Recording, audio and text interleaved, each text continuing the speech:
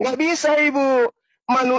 Makanya Yesus, mohon maaf, makanya Yesus di dalam Matius 24, Matius 19 nomor 29, menjanjikan 100 istri untuk pengikutnya di surga. Mungkin Ibu belum tahu itu, tapi Lembaga Kitab Indonesia menghilangkan istri supaya tidak mengganggu atau tidak menyaingi ajaran Islam yang dijanjikan 72 bidadari. Yesus menjanjikan 100 kali lipat istri di surga. Oke guys, berikut jawaban saya buat si polemikus yang seenak udelnya mengutip dan mencomot ayat Alkitab tanpa dasar pemahaman yang baik dan benar. Seandainya orang ini Kristen dan kemudian mengambil dan mencomot ayat Al-Quran, mungkin dia akan kena masalah. Tapi kekristenan tidak seperti itu. Kekristenan akan menjawab semua kebohongan Anda dengan literasi yang memadai. Surga antara Islam dan Kristen itu sangat berbeda. Surga orang Kristen itu memahami bahwa tidak ada perkawinan di surga, tidak ada hubungan seks di surga, apalagi istri di surga. Nah, dasar literal Alkitab yang kita lihat ada di dalam Matius 22 ayat 30. Yang pertama, karena pada waktu kebangkitan orang tidak kawin dan tidak dikawinkan, melainkan hidup seperti malaikat di surga. Nah, pernyataan ini menjadi dasar terminologi bahwa di surga bagi kekristenan itu tidak kawin-mawin, apalagi berhubungan seks, kerjanya berhubungan seks. Terminologi surga sudah berbeda, terminologi kondisi di surga sudah berbeda. Terlebih ketika seorang Kristen mati, dia tidak lagi mengenakan tubuh jasmani, tubuh fisik ini. Di dalam 1 Korintus 15 ayat 40 ada tubuh surgawi dan tubuh duniawi. Tetapi kemuliaan tubuh surgawi lain daripada kemuliaan tubuh duniawi. Di dalam tubuh duniawi ini berdiamlah segala hawa nafsu dan lain. Karena itu seorang Kristen harus berjuang untuk mematikan yang namanya sarkos antropos atau manusia daging itu. Sehingga mengenakanlah manusia pneumatikos yang tunduk kepada keinginan roh.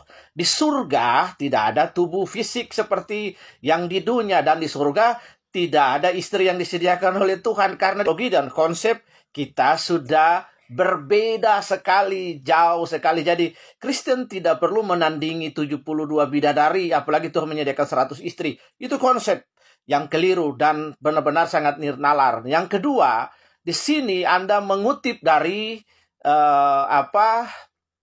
Matius 19 ayat 29, di mana Anda menyebutkan bahwa LAI, Lembaga Alkitab Indonesia, telah merubah dan menggantikan kata. Anda punya bukti? Ingat baik bahwa orang-orang yang ada di LAI itu adalah para ahli fonetik, ahli linguistik Ibrani dan Yunani.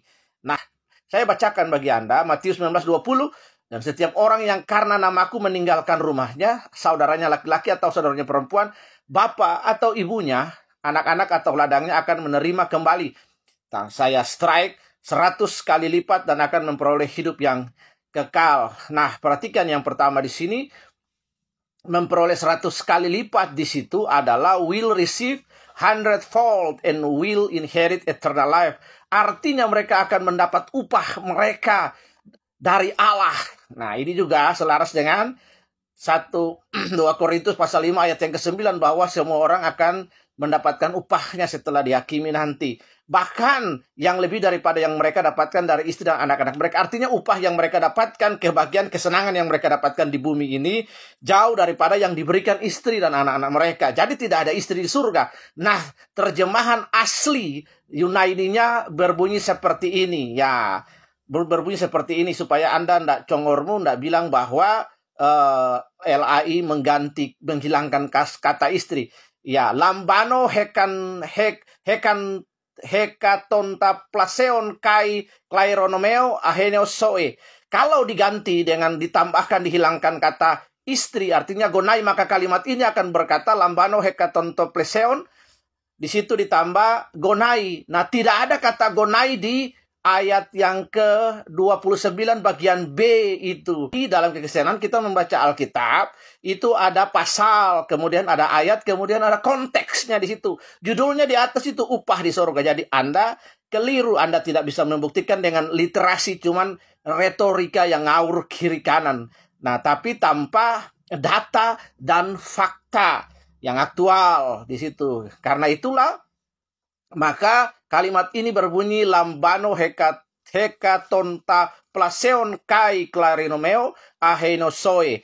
Nah, artinya bahwa di situ ada yang bagian B bahwa akan menerima kembali 100 kali lipat dan memperoleh hidup yang kekal di situ. Will receive 100-fold and will inherit eternal life.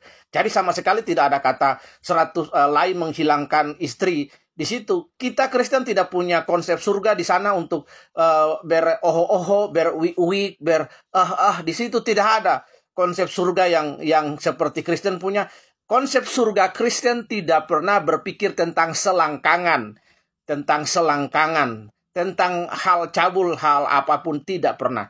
Konsep Kristen, surga Kristen adalah seorang hidup dengan Bapa, dengan Tuhan, dengan majikannya dalam kemuliaan. Tidak pernah, apalagi menyediakan 100 istri, sangat tidak pernah. Dasar Alkitabnya tadi saya sudah bilang bahwa tidak ada kawin-mawin di surga. Apalagi ese-ese di surga, tidak ada sama sekali.